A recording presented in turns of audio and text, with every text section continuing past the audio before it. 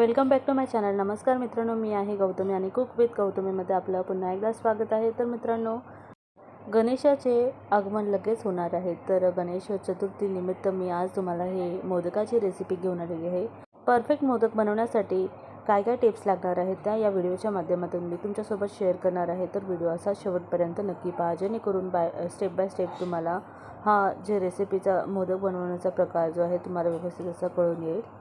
पांढरे शुभ्र आणि कळीदार असे हे मोदक जे आहेत पारंपरिकरित्या बनवले जाणारे, आज मी हीच रेसिपी तुमच्यासोबत शेअर करणार आहे. तर बाप्पाला नैवेद्य मोदकांचा महत्त्वाचा असतो. तर मोदकांचा जो आहे आपण नैवेद्य गणपतीला दाखवत असतो. तर मित्रांनो, आज पारंपरिकरित्या मोदक कसे बनवतात आणि कसे उकडीचे मोदक परफेक्ट बनवतात, तर उकड कशी काढायची, त्या छोट्या मोठ्या टिप्स मी आज तुम्हाला या व्हिडिओच्या माध्यमातून शेअर करणार आहे. तर जास्त घाई न करता आपण व्हिडिओ स्टार्ट करूयात. तर मित्रांनो, सर्वात प्रथम मी काय केलेलं आहे, पातेल्यामध्ये पाणी घेतलेलं आहे. लगभग 2.5 ते 3 ग्लास मी इथे पाणी घेतलेलं आहे. त्याचबरोबर जे आहे ओलं खोबरं घेतलेलं आहे. लगभग 1 मोठा नारळ जे आहे मी इथे घेतलेला आहे. त्याचा वरचा जो कवर आहे ब्लॅक कलरचा तो काढून घेतलेला आहे, किसून घेतलेला आहे. आणि मिक्सरच्या भांड्यामध्ये छोटे छोटे तुकडे करून असं ग्राइंड करून घेतलेलं आहे. जर तुम्ही खोबऱ्याला जे आहे कद्दूकस केलं तरी उत्तम आहे, ते देखील चालेल, कारण की आपण मोदक खाताना बाईट खूप छान लागतो. तर मित्रांनो, कढईमध्ये मी ते थोडंसं तूप घालून 1 चमचा तूप घालून डायरेक्टली ओलं खोबरं मी याच्यामध्ये टाकून दिलेलं आहे. लगभग 5 मिनिट आपल्याला व्यवस्थित असं खोबरं जे आहे परतून घ्यायचं आहे. गोल्डन कलरचं नारळ झालं की आपण यामध्ये जे आहे डार्क कलरचा गावठी गूळ आपण इथे वापरणार आहोत. तर गुळाचं प्रमाण जे आहे आपण एक नारळासाठी आपण लगभग अर्धी वाटी म्हणजे 200 ते 150 ग्रामपर्यंत आपण नारळ म्हणजे गूळ घेऊ शकतो मित्रांनो. आणि आपल्याला काय करायचं आहे, आता हे सुकं आहे तर आपण थोडंसं पाणी आपण याच्यामध्ये ओतू शकतो. ओतल्यानंतर काय होतं की गूळ जो आहे फटाफट मेल्ट होण्यासाठी मदत होते. तर लगभग 5 ते 10 मिनटं आपल्याला मीडियम फ्लेमवरती कुक करून घ्यायचं आहे. फास्ट फ्लेम केली की गूळ जळू लागतो आणि कडवट असा स्वाद सारणामध्ये येऊ लागतो. तर आपल्याला सारण परफेक्ट बनवण्यासाठी जे सारण आहे ठीक होईपर्यंत आपल्याला कुक करून घ्यायचं आहे. तर या सारणामध्ये लगेचच मी वेलची पूड ॲड केलेली आहे. 1/4 चम्मच जे आहे वेलचीची पूड मी इथे ॲड केलेली आहे आणि व्यवस्थित असं कुक करून घेतलेलं आहे. सारणामध्ये थोडासा ओलावा आहे म्हणून आपण 5 मिनटं अजून कुक करूयात. तर आपण बघू शकतो सारण थोडंसं ओलसर झालेलं आहे, म्हणजे थोडंसं ड्राय झालेलं आहे. तर मित्रांनो, इथे स्टफिंग आपली रेडी झालेली आहे. स्टफिंग थंड होईपर्यंत आपल्याला वाट पाहायची. तर स्टफिंग थंड होईपर्यंत आपण इथे बनवूया पीठ. तर पीठ बनवण्यासाठी आपण इथे घेऊया लगभग 2.5 वाट्या चाळून घेतलेलं तांदळाचं पीठ. तर तांदळाच्या पिठामध्ये आपण 1 चमचा जे आहे तेल घालून घेणार आहोत. त्याचबरोबर आपण चिमूटभर जे आहेत मीठ घालून घेणार आहोत आणि चमच्याच्या माध्यमाने सर्व सारण जे आहेत एकजीव करणार आहोत. आणि मित्रांनो, आपण इथे जे साईडला गरम पाणी करून ठेवलेलं आहे, तर ते गरम पाणी जे आहे बॉईल झालेलं पाणी आपण लगभग 2.5 ग्लास जे आहे पाणी यामध्ये आपण हळूहळू करून ओतून घेणार आहोत. एकदम आपण पाणी ओतलं की सारण जे आहे पातळ होण्याचे चान्सेस आहेत. तर आपण इथे चेक करत राहायचं आहे असं आणि कंटिन्यू आपण ढवळून घ्यायचं आहे. तर पीठ आपण असं छोट्या छोट्या गुठळ्या झालेल्या आहेत.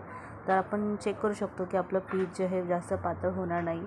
तर त्या हिशोबाने आपण थोडं थोडं करून पाणी आपण यामध्ये ॲड करणार आहोत. यामध्ये आपण हात न घालता थोडा वेळ 2 ते 3 मिनटं झाकण ठेवून आपल्याला 5 मिनटं रेस्ट करू द्यायचं आहे.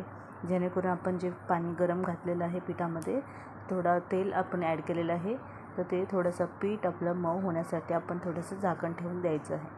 नंतर आपण पीठ आपण चपातीसारखं मळतो तर व्यवस्थित असं पीठ मळू लागतं.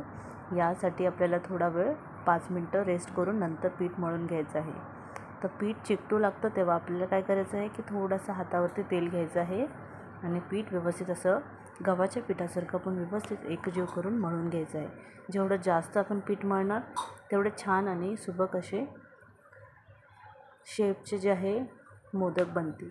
तर मित्रांनो, अशा प्रकारे आपल्या इथे पीठ मळून झालेलं आहे. एका प्लेटीमध्ये मी जे आहे पीठ घेतलेलं आहे, त्याचबरोबर एका वाटीमध्ये तेल घेतलेलं आहे.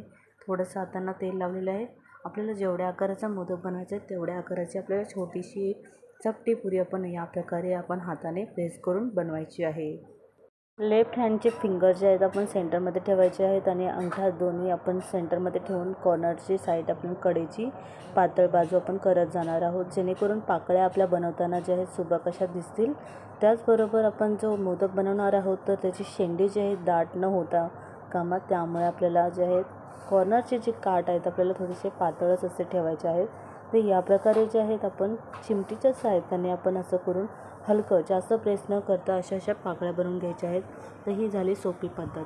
तर मित्रांनो, अशा करून आपण एक एक करून पाकळ्या बनवून त्या साईडला आपण ठेवू शकतो पीठ. तर त्याचबरोबर मी तुम्हाला दाखवण्यासाठी हे असं साईडला ठेवलेलं आहे. तुम्ही लगेचच सारण भरून आपण मोदक बनवू शकतो.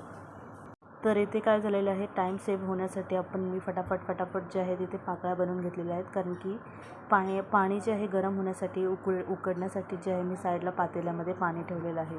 त्याचबरोबर आपले सारण इथे घेतलेलं आहे. सारण तुम्हाला थोडंसं पातळ वाटत असेल कारण की यामध्ये गूळ जो आहे थोडासा मेल्ट आहे.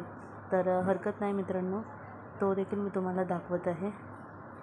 तर गूळ नंतर मेल्ट होतोच. तर आपण स्टफिंग अशी व्यवस्थित भरूयात आणि या पाकळ्या ज्या आहेत सगळ्या पाकळ्या एका दिशेने आपण फिरवत असं एक गोल करून एका हलक्या आणि दर हाताने अशा पाकळ्या बंद करायच्या आहेत आणि मोदक आपला रेडी होऊ लागतो. तर अशा प्रकारे आणि नाजूक पद्धतीने आपण याला हँडल करायचं आहे. तर मोदक दिसायला एवढे उत्तम असतात, बनवण्यासाठी थोडीशी मेहनत असते मित्रांनो. तर या प्रकारे आपण घरी साचा न वापरता अशा प्रकारे आपण मोदक बनवू शकतो. तर पारंपरिकरित्या असेच मोदक बनवायचे पूर्वीच्या काळी. आत्ता हल्ली साचे वगैरे आलेले आहेत, त्यानुसार आपण मोदक बनवतो. पण खरं तर अशा प्रकारेच मोदक बनवले तर खूप उत्तम असतं आणि दिसायला देखील छान दिसतात आणि खाण्यासाठी खूपच पौष्टिक असतात मोदक. तर तुम्ही पाहू शकता मित्रांनो, लगभग असे मोदक बनवण्यासाठी मी फटाफट बनवून घेतलेले आहेत. साचा न वापरता असे घरगुती पारंपरिकरित्या घरीच हाताने आपले मोदक बनवून फटाफट होतात. तर साचेची काय गरज आहे मित्रांनो. तर थोडं करून सारण इथे ॲड करून मी असं हलकं असं त्याचे लेयर्स बंद करून घेतलेले आहेत. एक करून सर्व आपले मोदक तयार झालेले आहेत. तर माझी रेसिपी जर तुम्हाला काळ्या गुळाची मोदकची स्टफिंगवाली रेसिपी जर आवडली असेल तर तुम्ही देखील रेसिपी नक्की ट्राय करा. काळ्या गुळाची रेसिपी खूपच पौष्टिक आणि उत्तम लागते. मित्रांनो, गोल्डन कलर आलेला नसेल तरीही काळा गुळ आपण टाकलेला आहे, तर हे पौष्टिक असतं मुलांना खाण्यासाठी. तर आपण भोग तर बाप्पांना लावतोच. तर या प्रकारे मुलांना जे आहे काळ्या गुळाची आणि ओल्या खोबऱ्याचं जे आहे स्टफिंग आपण बनवून त्यांना घरगुती जे आहेत मोदक स्टीम केलेले दिल्यात तर खूपच उत्तम. मार्केटमध्ये रेडीमेड अवेलेबल मोदक असतातच, पेढ्याचेच बनलेले असतात.